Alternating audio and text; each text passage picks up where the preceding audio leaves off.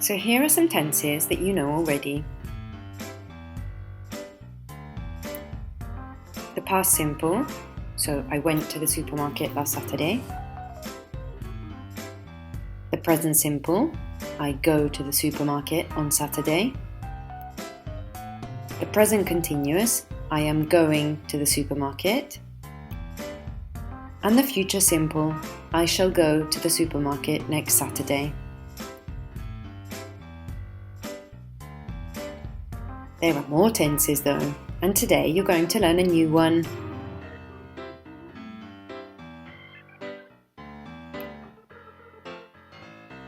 The present perfect simple. You already know lots of sentences with the present perfect simple. Think of all the times I say, "Have you finished?" That is the present perfect simple. And when you answer, "I've finished," this is also the present perfect simple. So when do we use the present perfect? The present perfect has 3 functions.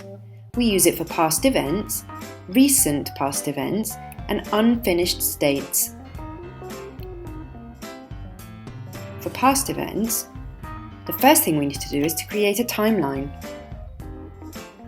We're going to put the past, the present, and, you guessed it, the future, all on our timeline. The present perfect indicates something that happened in the past, but we don't know when it happened. We just know that it happened sometime in the past, between the day you were born and now. For example,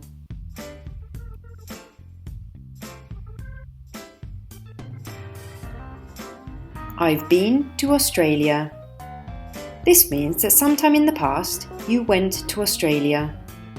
We don't know when though. Be careful about the difference between been and gone.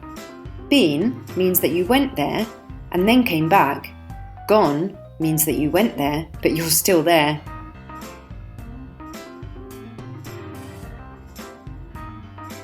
And of course, remember, we don't know when you went to Australia. It could have been last year or 10 years ago. So if someone asks you, "Have you been to Australia?" they mean, have you been there any time from the day you were born until now?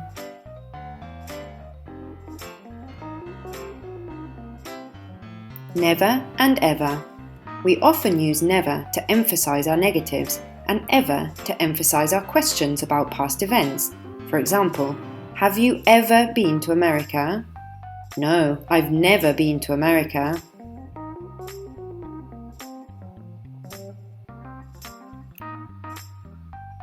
Recent past events. Dad, have you finished cooking?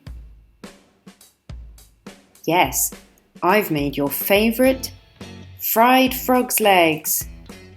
Okay, so this is something recent. We can use just, already, and yet for emphasis. Mum, have you finished cooking yet?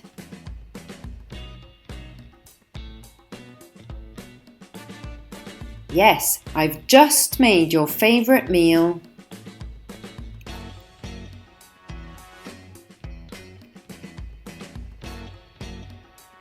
Have you already read the newspaper? No, I haven't read it yet.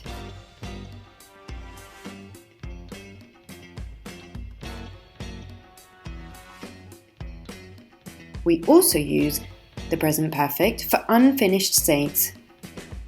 These are things that haven't finished yet. He's been in the car for 2 hours. Or, he's been in the car since this morning. He looks very angry, doesn't he? Using for and since. We use for when talking about a specific period of time. For example, for an hour, for a week, for the last 10 years. We use since to indicate a starting point of time. For example, since last night, since 3 months ago, since the 1980s.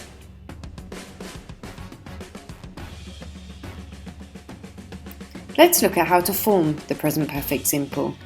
So we need a subject, and then have, has, or negative, and never, just, already. We need a past participle, then we put what we want to say, and then we can add for, since, time word, or yet. This is an option, okay? We don't have to add that. So for example, I've been to Australia.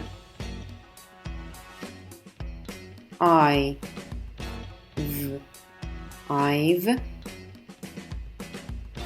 never been to Australia. I haven't made dinner yet. He's, that's he has, not he is, be careful. He's been asleep for 12 hours.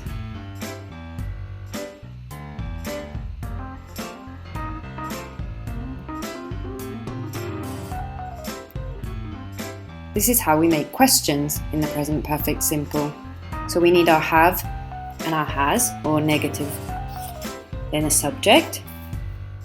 We can add ever if we want.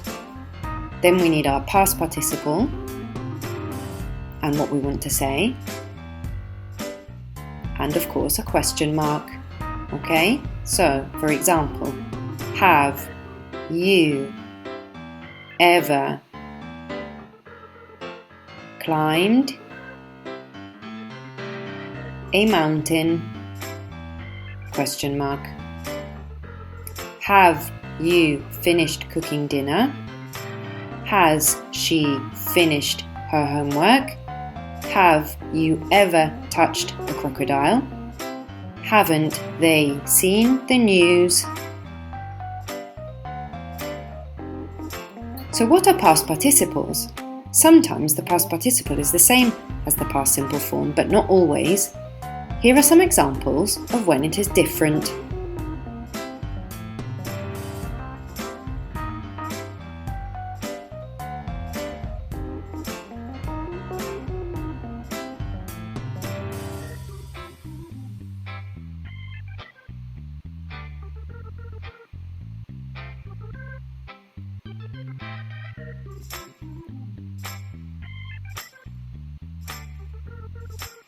So to summarise, we use the present perfect simple for past events, recent past events, and unfinished states.